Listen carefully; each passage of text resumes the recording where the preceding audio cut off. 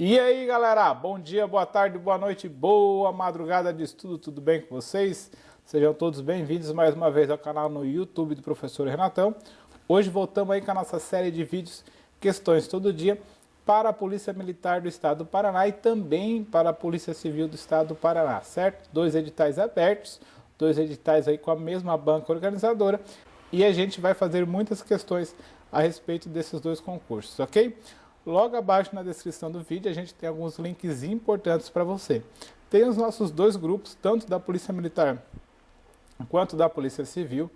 Tem a nossa apostila de questões, tem o nosso curso de disciplinas específicas, o curso mais focado para a Polícia Militar, História, Geografia, o ECA e também Redação. Olha, presta atenção o nome do curso, cara, disciplinas específicas. Em nenhum momento eu falei curso completo, certo? A gente priorizou as disciplinas específicas para as pessoas que têm dificuldade de encontrar esse material, que tem um peso muito importante na sua prova, e para essas pessoas que já estão estudando para o concurso público, lembrando que esse concurso da Polícia Militar do Paraná é um pouco diferente, certo? Tem o simulado gratuito aí da Polícia Militar do Paraná, tem o link da apostila de conteúdo da Polícia Civil, bastante coisa bacana logo na descrição do vídeo, certo? Antes de a gente continuar, inscreva-se no canal no YouTube do Professor Renatão, compartilhe o vídeo com seus amigos e esmaga o like com força.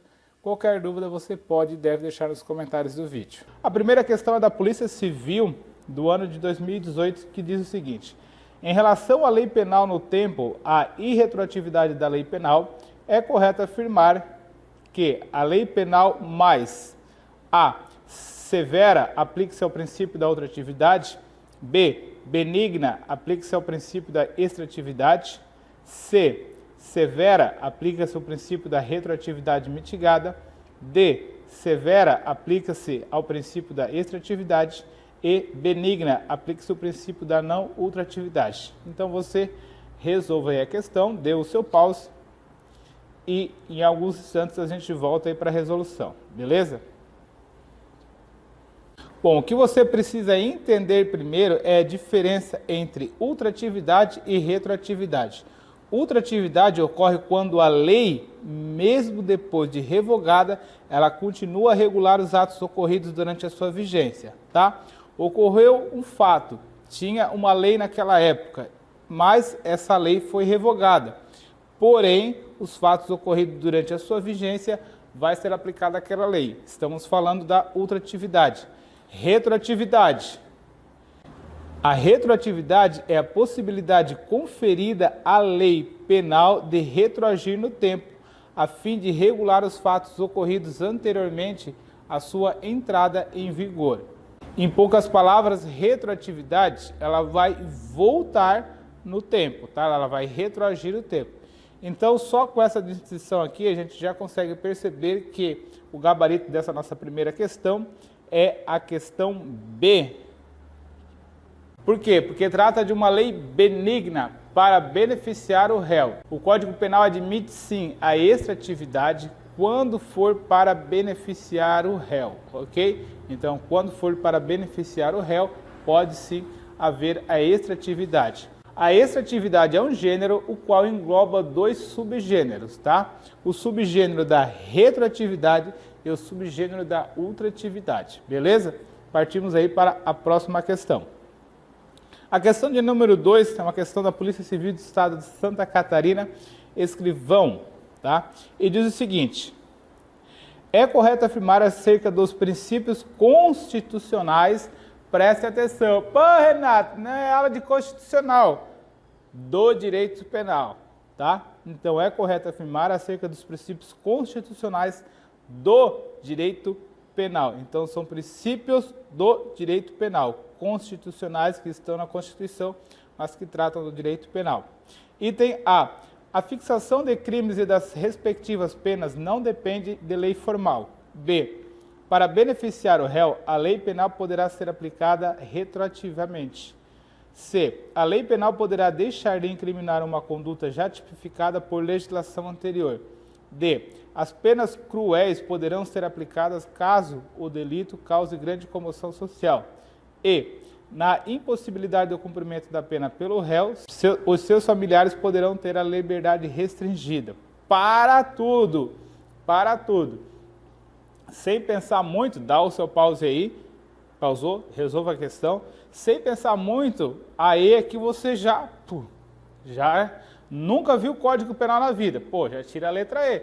Quer dizer, se eu fiz um crime, o meu filho vai pagar, minha filha vai pagar pelo meu crime? Não, né? Ao item D, as penas cruéis poderão ser aplicadas caso o delito cause grande comoção. Então, se ele cometeu um estupro, por exemplo, eu posso ir lá e aplicar uma pena cruel? Também não pode, tá?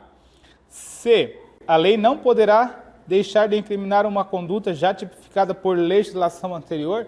Não, também está errado. Vamos ver o que diz o artigo 2º do Código Penal. Ninguém pode ser punido por fato que lei posterior deixar de considerar crime, cessando em virtude dela a execução de seus efeitos penais da sentença condenatória. Voltando um pouquinho lá, condenatória. Quando essa pena gerar direitos civis, que no caso é a indenização, pode. Sentença penal condenatória cessa. Beleza? Então o item C também está incorreto. Vamos pular a B por questão de logística e vamos para o item A. A fixação dos crimes e das respectivas penas não depende de lei formal. Quer dizer que o cara praticou uma conduta. Essa conduta não tem lei formal tipificando ela como crime. Então, não precisa? Não, né? Errado também. Artigo 5º da Constituição Federal. Não há crime sem lei anterior que o defina, não apenas sem a prévia combinação legal. Também está errada, beleza? E o nosso gabarito correto, então, também da segunda questão, gabarito B de boa questão, boa análise, ok? Vamos aí para a próxima questão. Questão número 3, aí na tela para você. A questão número 3 é uma questão de analista judiciário do ano de 2017. Sobre a aplicação da lei penal, é correto afirmar que a. O Código Penal adotou o princípio da territorialidade em relação à aplicação da lei penal no espaço. Tal princípio é absoluto, não admitindo qualquer exceção. B. Transitada em julgado a sentença condenatória, compete ao juízo do conhecimento da aplicação da lei mais benigna. C. A lei penal aplicável para os crimes permanentes será aquela vigente quando se iniciou a conduta criminosa do agente. D. Quando o abolite o crime se verificar depois do trânsito em julgado da sentença penal condenatória, extinguir-se-ão todos os efeitos penais e extrapenais da condenação. E. A lei excepcional ou temporária, embora decorrido o período de sua duração ou cessadas as circunstâncias que a determine, aplique-se ao fato praticado durante a sua vigência. Então agora você pode dar uma pausa aí para resolver essa questão. O gabarito dessa questão é o gabarito E, tá? Que diz que sobre a aplicação da lei penal é correto afirmar que a lei excepcional ou temporária, embora decorrido o período de sua duração ou cessadas as circunstâncias que a determinem, aplique-se ao fato praticado durante a sua vigência. Esse item E está correto porque está embasado no artigo 3º do Código Penal, que diz o seguinte: a lei excepcional temporária, embora decorrido o período de sua duração ou cessado as circunstâncias que a determinam, aplica-se ao fato praticado durante a sua vigência, ok? Então, essas leis excepcionais ou temporárias são aplicáveis em situações análogas e justificam a ultratividade, porque elas visam justamente resguardar os fatos ocorridos em circunstâncias extraordinárias, circunstâncias em quais a lei não estava mais em vigência, ok? Gabarito dessa questão, gabarito E, tá? Vamos ver por que os outros itens estão incorretos. Vamos ver por que o item D está errado. Quando acontece o abolitio criminis, todos os efeitos penais são cessados, tá? E o item traz um texto diferente, então ele está incorreto. O item C está errado porque quando for um crime permanente ou um crime continuado, aplica-se a lei mais gravosa, em regra, tá? Claro que sempre respeitando o princípio da irretroatividade da lei penal mais grave, ok? Por isso que o item C está incorreto. O item B está incorreto porque está tratando da súmula 611 e veio uma pegadinha bem sacana ali quando trata do transitado em julgado, a sentença condenatória compete ao juízo do conhecimento, como traz a questão, e a súmula 611 diz juízo das exceções e aplicação da lei mais benigna. Também tornou o item B incorreto. E o item A está incorreto porque o Código Penal adotou o princípio da territorialidade em relação à aplicação da lei penal no espaço. Tal princípio é absoluto, não admitindo qualquer exceção. Primeiro, você já sabe que nenhum princípio, nem os constitucionais são absolutos, quem dirá o direito penal ter um princípio absoluto? Também está errado.